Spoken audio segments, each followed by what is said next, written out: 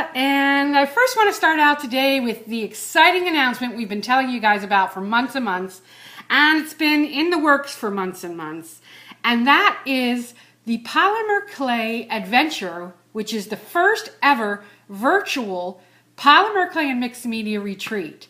How exciting is that? Anybody around the world can attend. It's all going to be online. We have 22 teachers.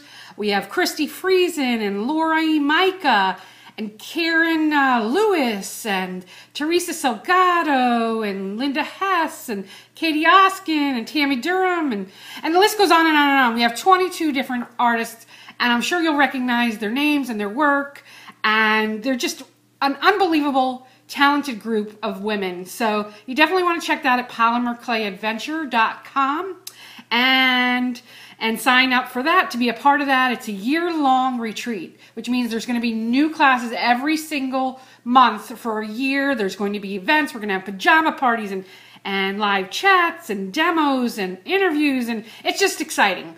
So you heard us talk about it all for quite some time. So here it is. Definitely check it out. But today I wanted to share with you some of our new products and some of the things you could do with them.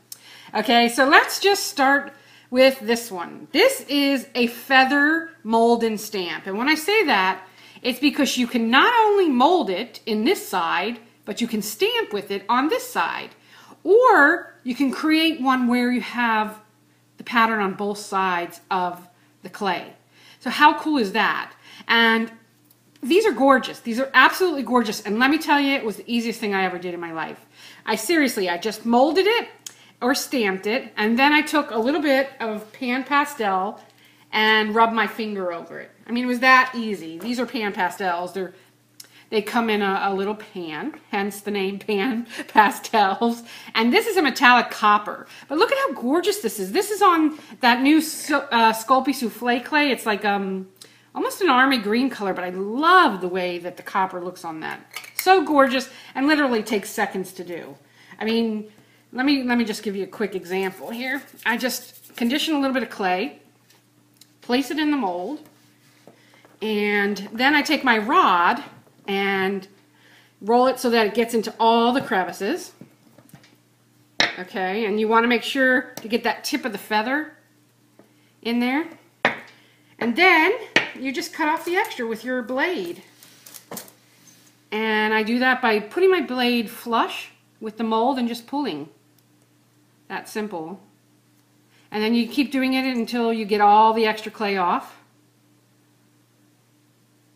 And you know, this one actually I really haven't cut the mold, which I'm really good for cutting molds. Kira says she never does it, and I'm like, how do you not do it? I cut them all the time. I guess I'm a lot heavier handed than Kira. So I would just make sure that it's in my mold nicely before I unmold it. And actually over here, I think I took a little bit extra out, so you could always put it back in. It's no big deal. It's not going to affect anything. You just want to make sure that you get it, you know, so that it's neatly in there, because you want your back of your piece to look nice as well. And so you can run your rod over it and make sure that it's completely the way you want it before unmolding it. You can go back over it, see if you missed any areas.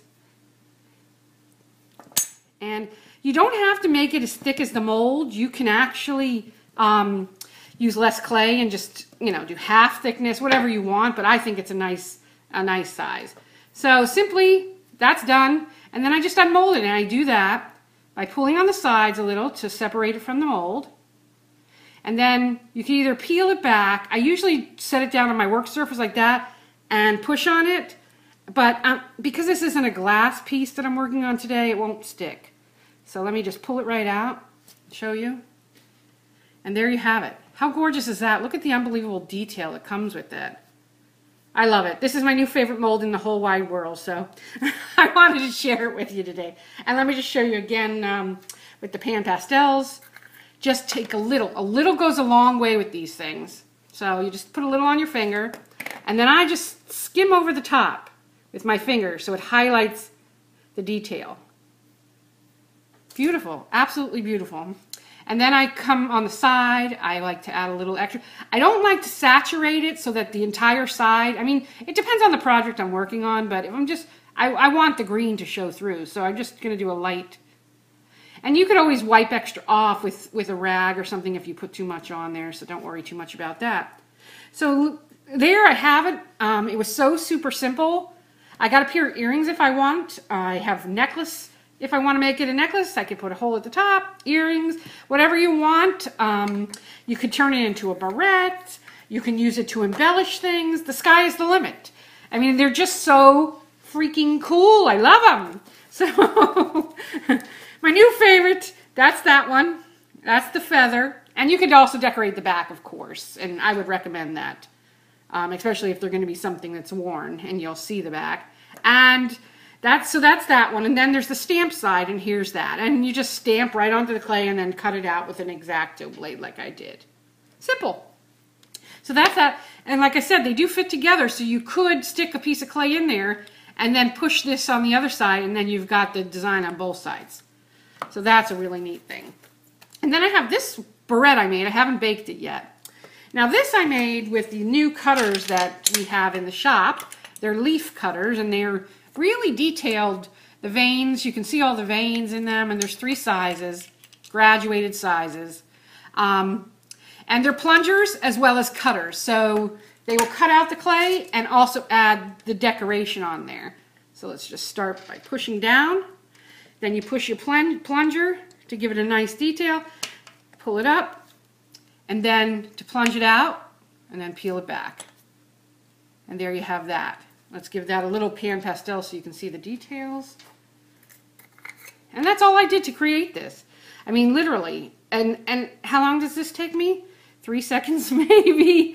So I created 5 of them. I put them together on my barrette. And then we have this other set of cutters, which are the butterfly set. Let me move this out of the way.